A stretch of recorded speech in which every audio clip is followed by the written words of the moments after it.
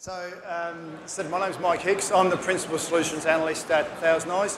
And what that means is my daily role involves actually looking at the health of the internet, trying to understand what's happening, where the performance backlogs are, any bottlenecks, any potentials. So when there's an outage, trying to understand what's happening.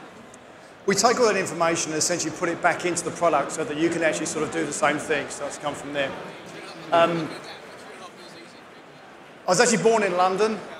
Spent a lot of time in Germany, a lot of time in Australia, a lot of time in the US. So I have what I think is a cultural accent. So I'm actually going to see if I can challenge that thing. When they introduced Siri with an Australian accent, I broke it. So we'll see how it goes. Okay. So what we face today is we're actually living in a new world. Now we've heard about all this, we're in this new world, but what do we actually mean by that? What we're talking about now is that the applications that you use are all distributed. So we're using microservices, we're using the best of breed of a particular service, be that a cloud provider, be that somewhere that you're running in-house, and those types of things. On top of that, all your people are distributed as well. So that means not just people working remotely, but people truly being hybrid. I'm actually based out of San Francisco, but I live in Perth, Western Australia. So that's a challenge in itself. But when I'm there, I need to expect the same performance and access the same applications as if I was sitting in San Francisco in headquarters. So, and I'm just one person. All of a sudden we have this branch of one for 1,000. So IT have to look after all that. So you have distributed apps, distributed people. And on top of that, your infrastructure is distributed. We're here at AWS. We've moved a lot of our infrastructure into the cloud.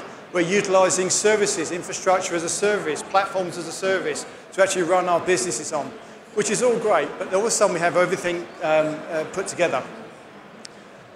When we consider what's happening there, we talk about digital experience. Now, digital experience is, as I said, that when I'm sitting in Perth, connected by a bit of wet string, I expect to have the same performance as if I was sitting in HQ. This digital experience is no longer optional, right? Optimal digital experience is no longer optional. You need to have it there, otherwise you'll you'll also affect the productivity of your employees, but also the well-being, the health, the use of them. If I actually can't use my application, we're now in this situation where people actually look for a job that gives them that flexibility, gives them the performance they're actually looking for. So if we think about that on a sliding scale, if we think about that coming up like a performance journey, and where digital experience value, that sort of is our service guide from there. Our very base level, our entry level is keeping the lights on. We have to ensure business continuity. If there's a major failure, we have to have redundancy, we have resilience, we're utilising the internet. A lot of this is redundant parts actually put in there. But as we start to fix the problems, we start to solve that, we have this basic keep the lights on, we're able then to move up. And now we're competing in the experience economy. And if you go back sort of way in time, and I'm very old, and we used to be able to I started using punch cards to give you some sort of basis there. But when the web, it was talking about 8 seconds. If you couldn't get your page load in 8 seconds, you go somewhere else. That time is reduced far down. People are less tolerant, and this is because people are tech savvy. We had a really interesting situation where when we started to do this back to work situation or back to the office situation, one of our customers told us that their users were having a far better experience from home because they had dedicated bandwidth, they had no other contention on there. All of a sudden they moved back to an office where they had contended bandwidth, contended Wi-Fi, and their applications were centralized. They needed to sort what they were doing there.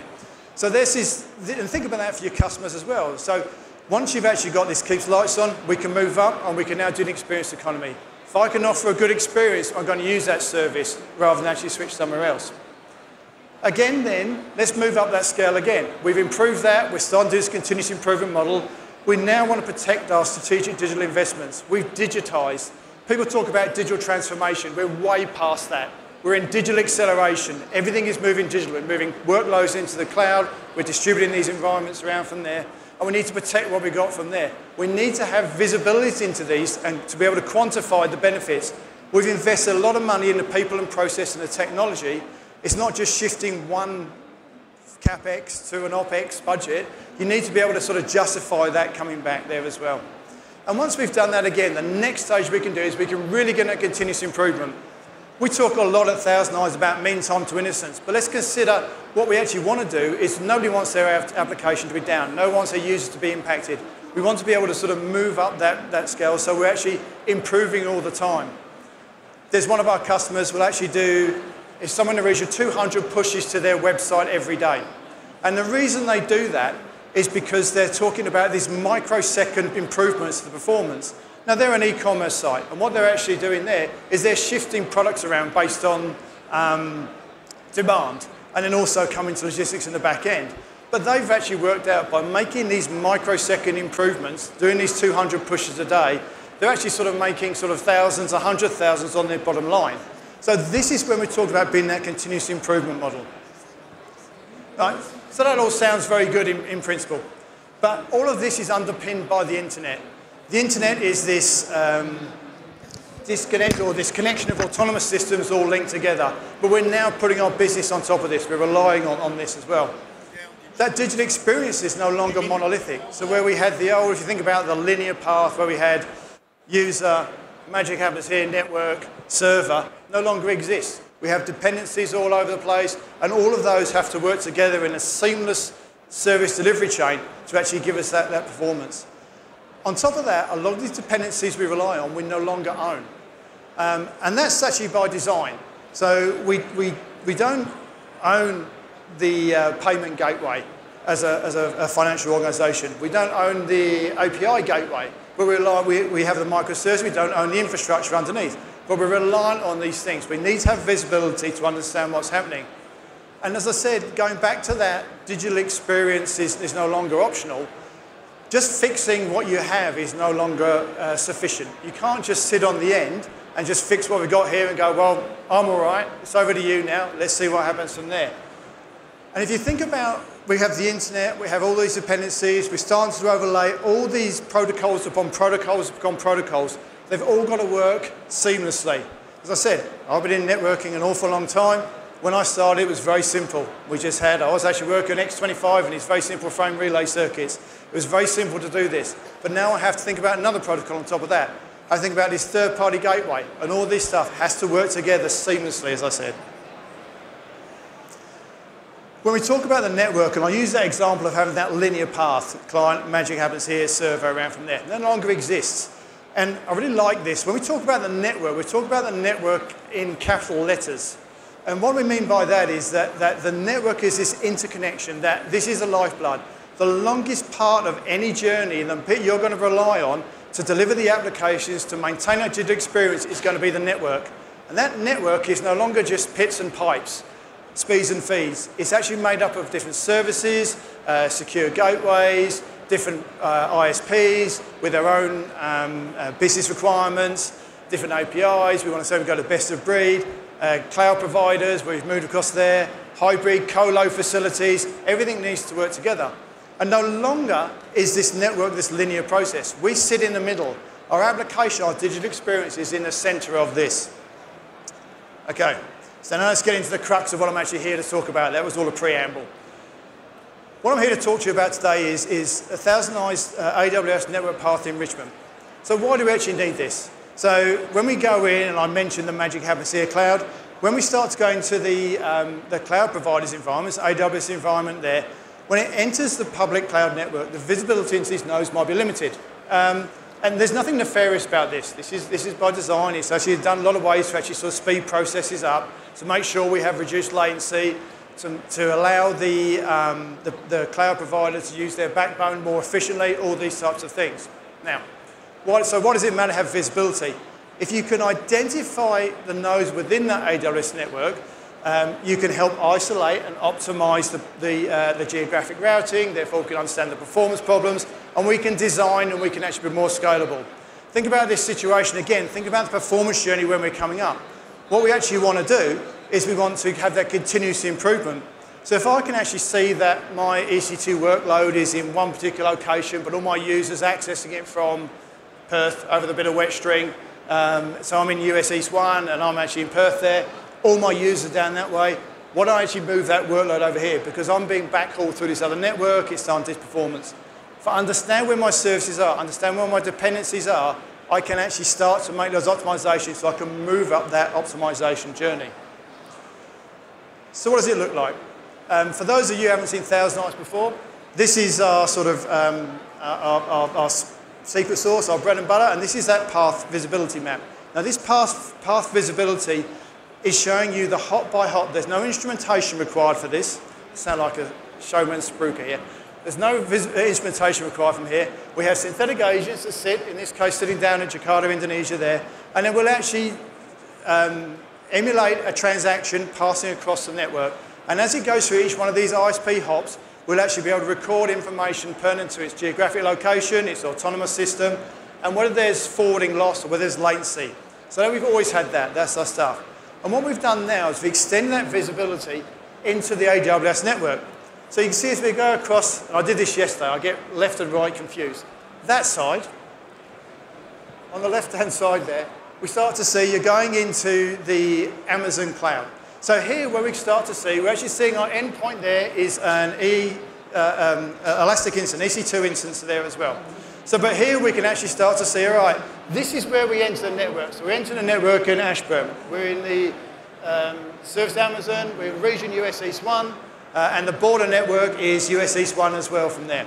And then we can also then see where all the hops that take place within there. Everywhere there's a little A underneath there is that showing us where we have that the Amazon nodes within there. And then we can actually then start to see down to this service we're using, in this case an EC2. So if it could be CloudFront, could be Route 53, and the Global Accelerator, which I'll get onto in a minute. You can start to see those. A great example of this that I want to give, and where it became really valuable, was that in Australia we ran a census. And I said, I'm in Perth, we're in a bit thin, but where I'm in Perth there, our information was held in the bonded data center, AWS data center region in Sydney. And we actually ran a test to actually understand where my path was going. So this is using my logon. It was an emulated synthetic transaction using my credentials to go through to the endpoint there. What I actually found was I was entering the network, the AWS network in Perth, but then my traffic was being backhauled out through across a different country. Now I said there was nothing nefarious about this. This was actually just making more efficient use of the backbone. But think about this situation.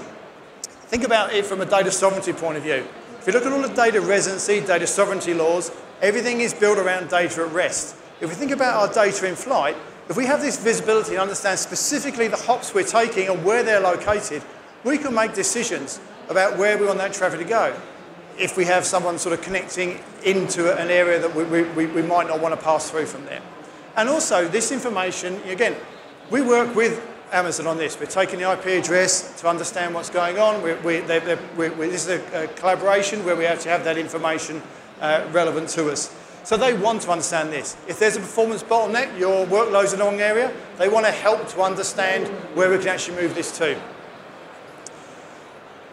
So to take that into, so we also then have this ability to be able to understand sort of the regions, the availability zones. So here I've got the example of the border node, the CloudFront, a Route 53, and an EC2 instance again.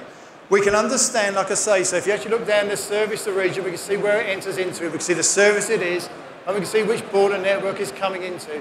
So again, for something like CloudFront, it's a global, but I can see where's that back-end service going to be. Where's everything sort of coming through from there? And again, Route 53, where am I resolving to?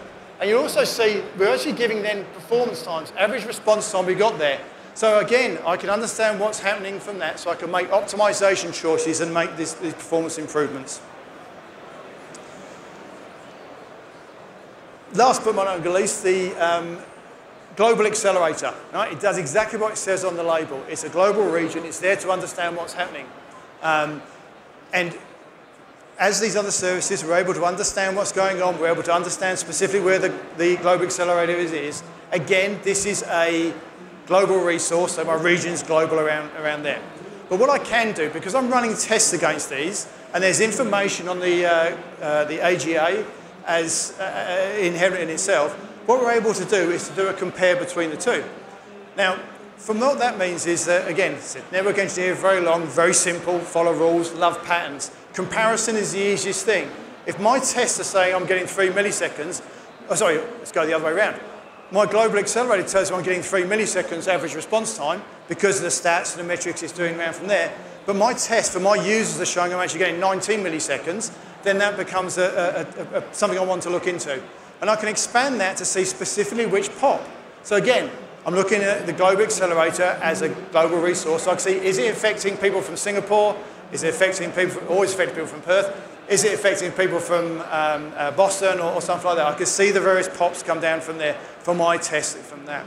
Now, more importantly, on top of all of this, I can take this information and I can export it in a JSON format. So I can provide that straight to Amazon. And imagine the size, look at the size of this show. Imagine the size of the network. You know the size of the network out there. They have now tangible evidence or information. They can work with you. They can understand, okay, this is what's going on, and they can resolve that to make that discrepancy come down so they're actually looking at exactly the same thing.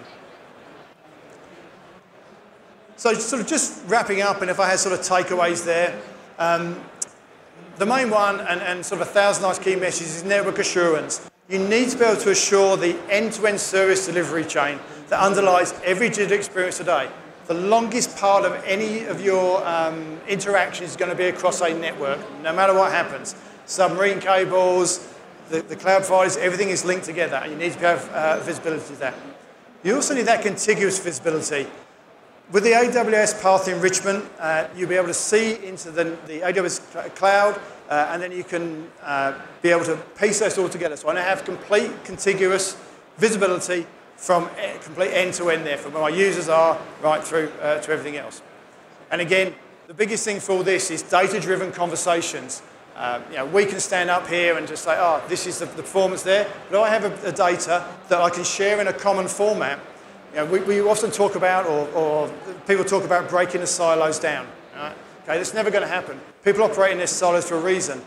What we're able to do is you provide that data in the context they understand it, and the syntax and the format they understand it, then they're going to believe it, and they can look through it from there. So you're all essentially singing from the same hymn sheet. You're looking at the same type of data.